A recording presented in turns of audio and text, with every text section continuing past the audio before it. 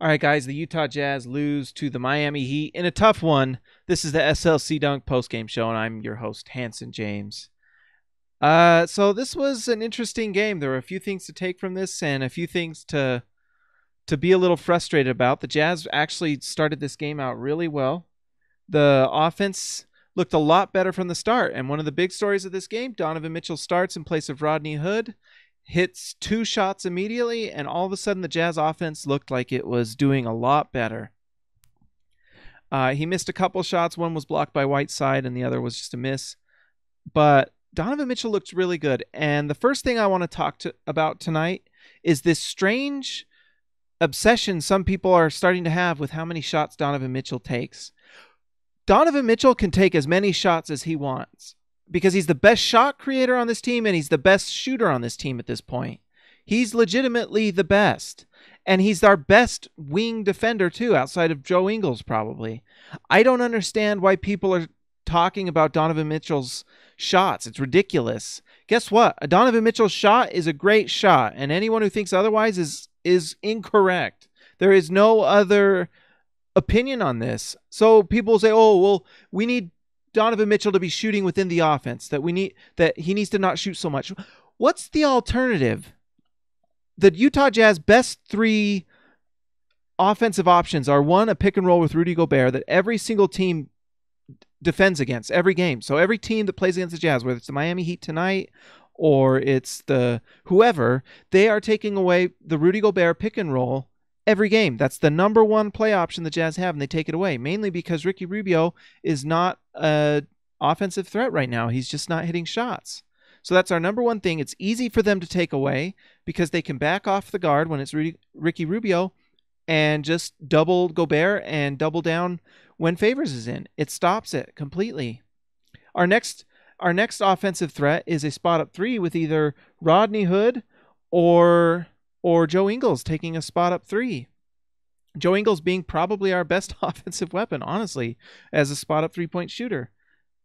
That's one of our best things, but that's not something you can base an entire offense on, is just a spot up 3 from Joe Ingles, because they will take that away. And we're not getting a ton of corner 3 Joe Ingles shots because it's being taken away. That leaves us with our guard play. And since Ricky Rubio right now is going through a major shooting slump and will most likely not get that much better this season, Donovan Mitchell's the guy. He's the best chance we have at creating offense. And we saw it in the first quarter, guys, that when Donovan Mitchell was taking shots and taking on that offensive burden, all of a sudden everything else opens up. There's a reason. You have to have that offensive threat that's willing to take the shots that they have to have all eyes on. And Donovan Mitchell will get better. He's a rookie. This is like game 12, and he's already showing he's one of the best rookies in the league.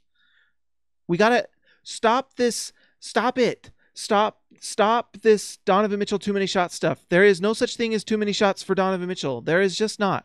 And let's see, Michael Hesser, be honest. Is this a lottery team? Yes. Yes, it is. So when you've got a rookie like Donovan Mitchell, you want him to get the shots. If you're a lottery team, we got to develop him.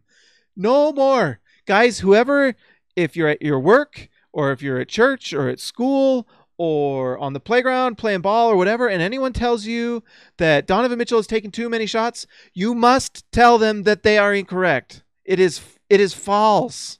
There is no situation where Donovan Mitchell not taking shots is good. It's not. Because what's the alternative? You guys saw so the struggle in this game, and a lot of it, and I don't want to pick on certain players because in all honesty, we couldn't hit shots. The Jazz just can't hit shots right now. It's just terrible. But when we have Ricky Rubio running the pick and roll, he can't hit a shot. He just can't. And so it's not hard for teams to guard us. That's the big problem right now. It's not hard for teams to defend the Jazz right now because of the offensive threat. And so that's why a Donovan Mitchell shot is a great shot every time, because it creates a better shot than a Ricky Rubio, miss. And one of the things that's been really interesting this year, and that's been a struggle, is that Ricky Rubio can't seem to throw a lob to Rudy Gobert. Like, I'm looking for it, and it's not there to be found. I don't know. I didn't know he couldn't throw lobs. I'm baffled, DM is our best player right now. Favors looks bad. He does not want to be here. Michael Hesser. That may be right. Donovan Mitchell and Rudy Gobert is kind of our entire team. And if we don't provide shooting around Rudy, it's tough. It's just tough. Gordon Hayward, everything was designed around Gordon Hayward and his shooting and playmaking. Gordon Hayward's a great player. It hurt. And with him out, we miss that shooting from the perimeter and the playmaking and the passing. We just do. It's tough. Vincenzo Mandarino, don't you think we should trade Hood and Favors? I don't know who's trading for Hood and Favors, honestly, because the big problem is that they both are on expiring contracts. So if you want Hood or Favors, who are not playing all that great right now, just pick them up in free agency. If there's a team out there that's interested in Derek Favors or Rodney Hood, it's because they are looking to get them long term and want the inside track. And the fact is that it might be better for teams to just wait for them to go to free agency, and that way you don't have to give up an asset. Because Derek Favors and Rodney Hood are not getting max anything, so they're gettable. So if you're another team that's really interested in Derek Favors and Rodney Hood, you probably wait. Now, maybe there's a team that gets into a bind and thinks, you know what, maybe we can have Rodney Hood be an outside shooter for us. Or maybe there's another team that looks at Derek Favors and wants him. One of the things with Derek Favors that I've heard is that teams kind of consider Derek Favors a center. And Derek Favors thinks of himself as a power forward. And when Derek Favors is playing center and he's kind of a rim protector, he's not been all that effective as a rim protector. He's really, really solid defensively playing the power forward position, and he comes and he gets blocks from the weak side. We saw it tonight against Miami. He does a good job with that. But when Derek Favors plays as your sole rim protector, it's tough. The Jazz tried an interesting lineup tonight where Rudy was off the floor and we had 4 wings on the floor. It went okay. We didn't win the game though, so it didn't work that great. So Derek Favors and Rodney Hood are interesting cases. I did think it was nice to see Rodney Hood play better tonight. He came off the bench. He looked more comfortable.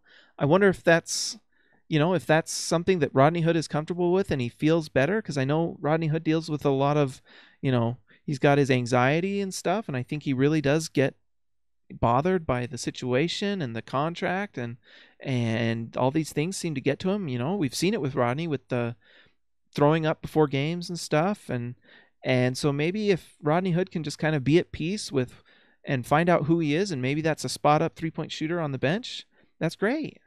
The things I want to see from Rudy is spot up 3-point shooting. I don't know how good Rodney Hood is as a pull up shooter. I just don't really see it. It's tonight it was like 1 for 9 from 3. I mean, the question is, do you think we should trade Hood in favor? I mean, Rodney's numbers right now are not good. He is not hitting shots right now, and for Rodney Hood to be effective, he's got to hit that 3. So the Heat are they're a fun team. I like Goran Dragic. He's just solid player. He can hit the 3, can drive to the hoop. Really good player. Dion Waiters was a killer against the Jazz. I mean, Dion Waiters, he slayed us. Props to Dion Waiters with that 3-point at the end, then the step back 2-pointer. That was the dagger. So really good. It's always fun to watch Rudy and Whiteside, and Rudy got the better of him again. Heat fans, come at me. I don't care. Come at me. Rudy was better. You guys just have a better Goran Dragic was just the key, and Dion Waiters closed the game for you guys, so they're really good. I really wanted to watch Justice Winslow, because he's a guy that I wouldn't be against the Jazz going after, but he was not all that impressive tonight, and I don't, tonight we're not going to look heavy at stats, but not as impactful as I would have thought. I don't know what Miami does with Justice, because I think he's up for a contract either this year or the next.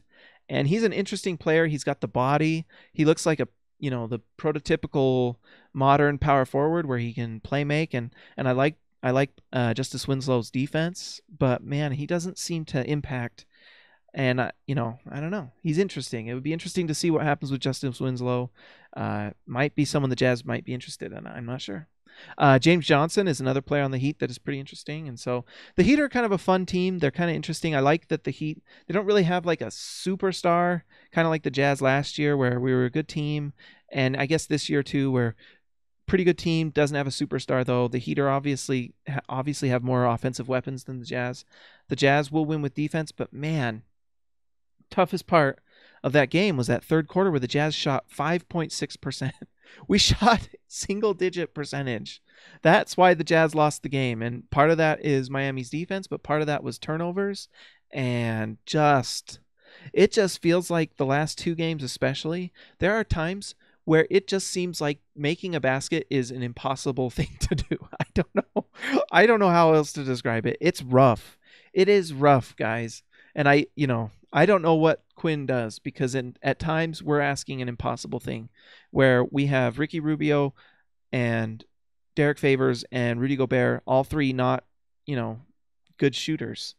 Rudy Gobert is an elite rim runner, but, Derek Favors is not the greatest shooter and a better pick and roll player, and it's tough. And with Ricky Rubio's struggle to shoot right now, I mean, it's like 3-4 games in a row, which seems to coincide with our losing streak. It's rough. If Ricky Rubio's shooting well, the Jazz win. If Ricky Rubio doesn't, we lose. It's almost that's just kind of how it goes. So on the days that Ricky Rubio has a good shooting night, we will win.